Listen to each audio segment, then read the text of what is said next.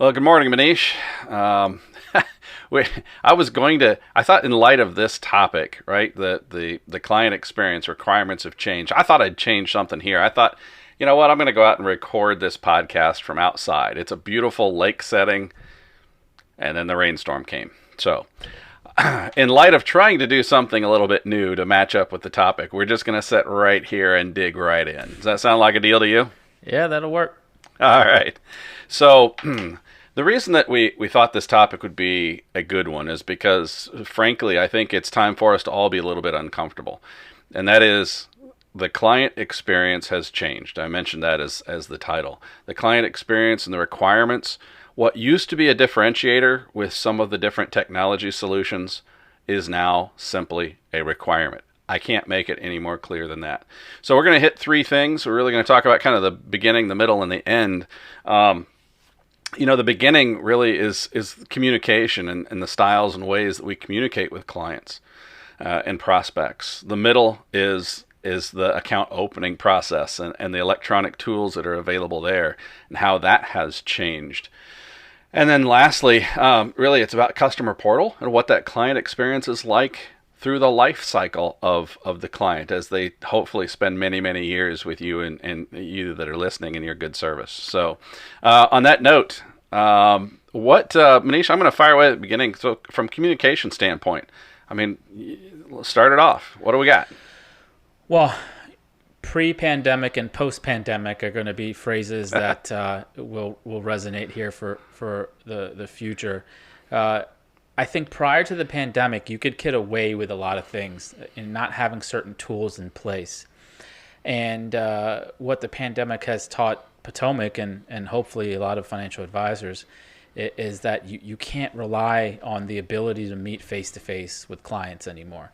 Even when this is all said and done, does a client want to come meet with you in your office and deal with traffic, deal with any risks that may be out there when the tools are present? Now, we all know about Zoom and the Zoom calls we've been having, but that's probably table stakes now to be able to jump on a call and share your screen. I don't think that's anything special anymore like that it was maybe a year or two ago, right?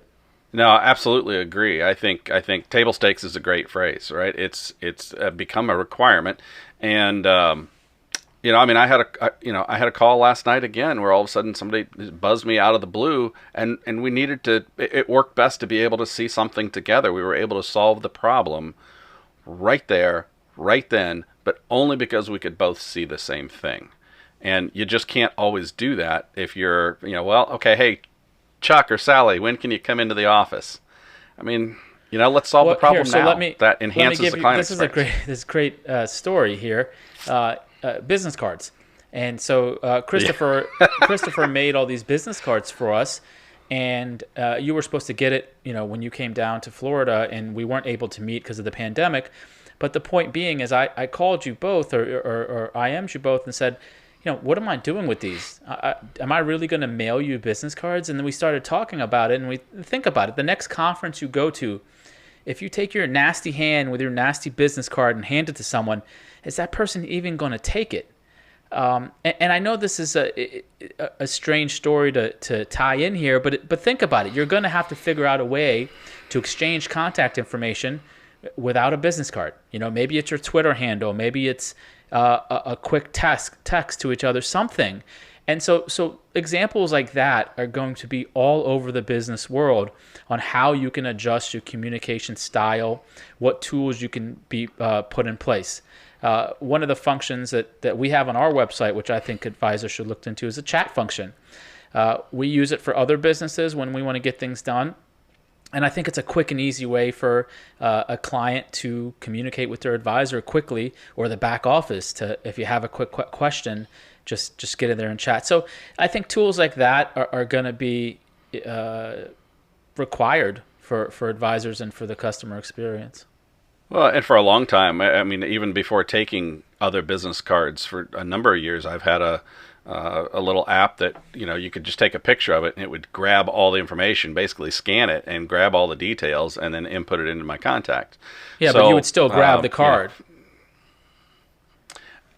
Well, but you could have them hold Yeah, on I to know. it while I you mean, took that's a even picture. that's you know, even more of an awkward but conversation. I mean, I it guess I is, think my it point is. is that just if you think about it, something as simple as a business card, I think will change. I mean, cash. Yeah, There's a lot of places now yeah, that don't take cash. We're selling a lot of furniture because we're moving here soon, and every single person that shows up is like, "Hey, do you have Venmo or Cash App?" Or no one even has right. cash. And so, if you translate that kind of stuff to the financial advisor world, it's not just young clients. And so, for a client experience, that has to be in place. And so, I think we talked about this. What the pandemic has done, it has pulled forward 3 to 5 years worth of technology that you could have punted into a couple months.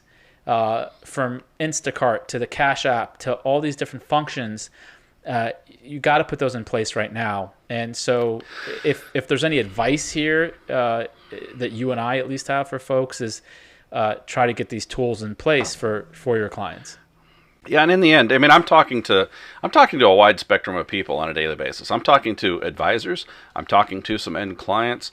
I'm talking to wholesalers and key account managers and those sorts of things for other strategists as well as custodians. Right? So I'm talking to a wide range of people. And the same exact theme comes across in virtually every one of those conversations. It's efficiency. Everybody's realizing that they've been wasting so much flippin' time driving, flying, commuting, and instead they could just get the work done. Yeah.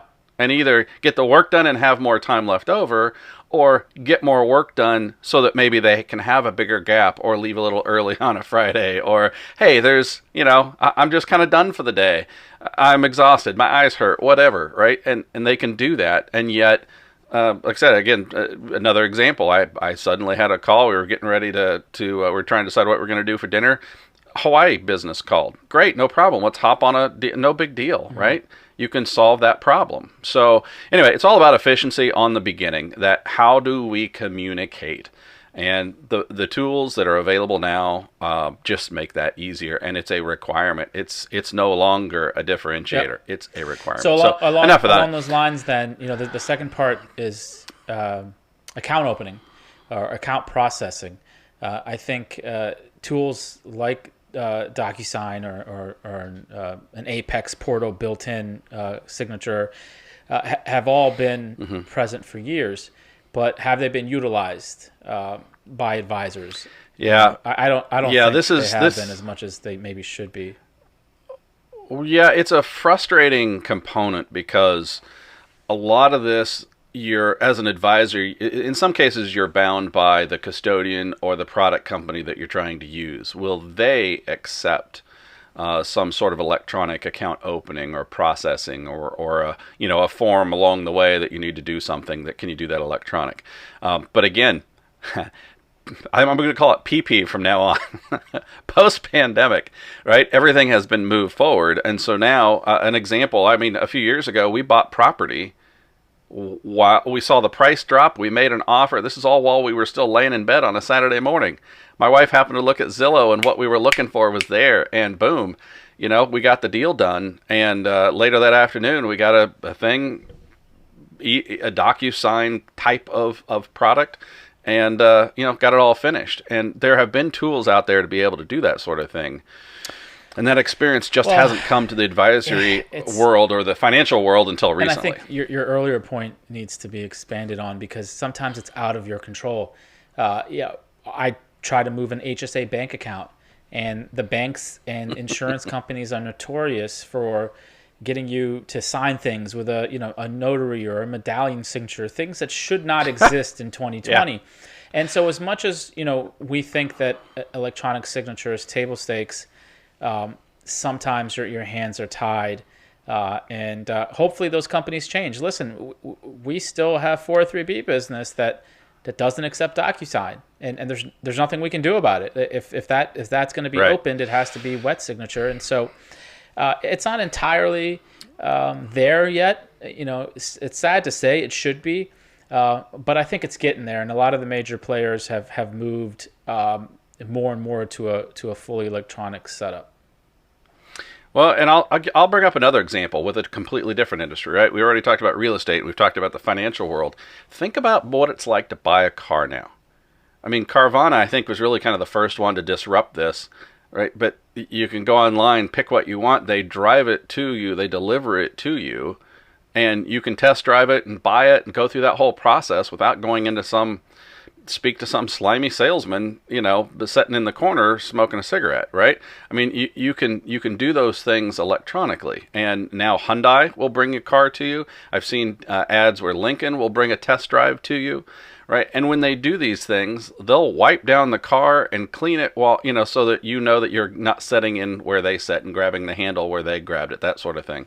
And that's pretty impressive. And you and I were having this conversation yesterday. I said, I'm going to extend on that a minute, because there is one rental car company for those that still need to rent a car that will bring the car to you, and that's Enterprise.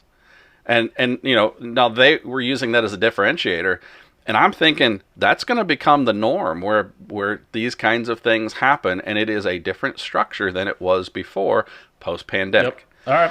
All right. So anyway, let's something that came up in a conversation the other day when we were talking about client portals. You spent a lot of time on the various advisor websites, just researching and getting to know someone, as you build that relationship. And what struck you when it came to the login portion of most advisors' websites?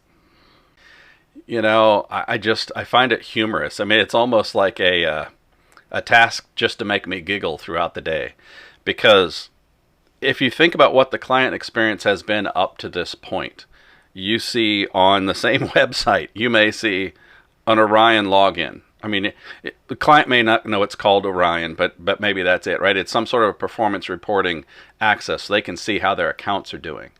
There may be a login for eMoney or some other financial planning tool, right? So that they can see how they're doing in regards to their plan. And then, oh, by the way, and now eMoney happens to have a file share, but they may be another file sharing option on some.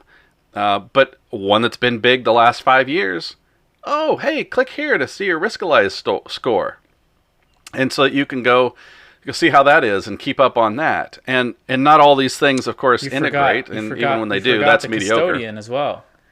Oh, yeah. So you want to be able to get your... We tested a couple. Absolutely. We looked at a couple sites, and yeah, I mean, kid you not, there's a custodian login, a portfolio management software login, financial planning, a file sharing, and a risk score. And so the client experience for that advisor is nuts. I mean, how can you expect your client to have 4 different logins, and then also within the financial planning, aggregate all the different logins they have outside. And so what I think advisors realize is that the adoption is very low, and maybe they blame it on the tech or blame it on the client, but the adoption is low because it's crazy that you make people log into 4 or 5 different places. And once again, it's not the advisor's fault. These are the tools that are popular in the industry that no one has combined together into as close to an all-in-one as possible. And so they're left with this experience that's horrible. And relative to other experiences that you have on a day-to-day basis, whether it's Instacart or Amazon or whatever it is in your life, it's pretty seamless versus the experience that most clients are getting from financial advisors. No, that's absolutely true. I mean, it's the joke that I have. It's like with Instacart, I can get my groceries, my liquor, and my pharmacy all delivered to me. I mean, it doesn't get much better than that, other than I have to actually cook the food once it gets here. But hey, maybe I'll call somebody else. But those kinds of things where you can wrap it all together, that's the whole idea, right? The client comes to you, a financial advisor, because they want you to take care of them and all of their finances for them. They want to be told what they need to do and then do it.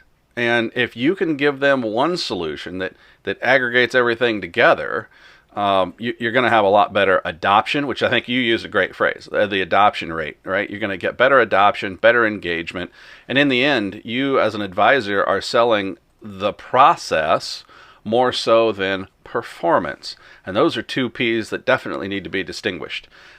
Process is much more important than just performance. Otherwise, you're chasing your tail all the time. So, anyway, on that note, I think you're right. The best portal wins, and having 5 is not going to be considered the winner. Well, this is more like golf. Listen, the lower, the better. I was on a Twitter exchange the other day where, and I won't mention the name of the company, but people were up in arms about the reporting of a financial planning tool being stuck in the 90s and with no updates made in years, extra charges to have someone log in, and so even on the advisor front, the experience is not eloquent, and it bleeds into the client side. So I think in the next 5 to 10 years, if you can nail the communication part of it, the account opening, all electronic, and then also deliver all this through a seamless portal that's elegant and easy to use for the end client, I think those advisors are going to win and take business away from the folks that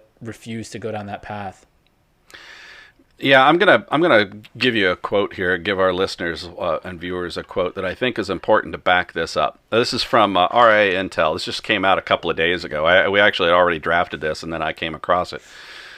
In regards to millennials and Gen Z, so we're talking about that next group, right? Not the folks that are already retired or just getting ready to retire, but if you want to keep your business growing. Here's the quote. The majority of survey respondents, 57%, said communications with their advisor had changed in some way in light of new stay-at-home mandates. And 62% said they would rather entirely or partially maintain their new methods after the pandemic ends. Yeah, I mean... Look, this is not us making shit up. Listen, this is the reality Jeff, we live in. Remember when we used to talk and you used to leave me voicemails? I didn't say anything for a while. Finally, I called you and I said, look, dude, if you ever leave me a voicemail again, I will never talk to you. Like, stop leaving me fucking voicemails. And so now my voicemail box is full, and I keep it like that on purpose. And the point is, the attitudes have changed. Like, there's other ways to get a hold of me that are non-invasive and taking time out of my day to check the voicemail. And I think it's not just millennials and Gen Z. It's my my parents are starting to WhatsApp me, and then I was like, what's going on with the world? But now they're sending me jokes and stuff and videos, and so listen, it's the media makes it a Gen Z, X, Y, millennial, whatever conversation, but it's not. It's all across the board. So anyway, I think that does this client expectations. Yeah. What kind of recommendations you got this week? What's going on in your world? All right, I'm going to go with the base of where I am setting, and what I mean is there's a company called Stealtho, and they had a Kickstarter project a couple years ago. I was looking for some new wheels for the chair because I've run into some issues. This office chair is great. That may be a future recommendation, but the Stealtho wheels are basically like large rollerblade wheels, and their construction is just a ton better. And it's funny when you think about it. One of the real benefits is that you don't have to have a mat anymore. Yeah. Now in my RV garage, I don't really care about a mat, but I have a couple of holes where poles go to put a table, and so I kept breaking these plastic wheels off of regular office chair wheels. And look, we all know what office chair wheels look like, right? Two wheels smashed together. And when you try and turn or rotate, that's why you have to have a mat, because you've got plastic that is trying to rotate, and that will scratch. Well, these are rollerblade wheels. They glow in the dark, which is kind of funny. They don't scratch or mar. They're much easier to turn or spin. And so, I mean, it's like $30 or $40 or something, and you just pop out your old ones, pop these in, and I am absolutely pleased as punch with these wheels. Pretty cool. Cool. So, yeah, I need to look into that. Everyone knows about the scratching up your floor and those dumb plastic mats you got to get from Staples. But yeah, I don't know if I recommended this before or not. So if I did, Christopher, cut it out and forget my recommendation this week. But pods, I'm not sure if I did or maybe you did. But essentially, we're in the process of moving. I'm not renting a truck or moving the trucks, and so you had told me about pods where. And I've seen it before, but I've never actually used it. The customer service was fantastic. They had a couple choices, and everything was very efficient.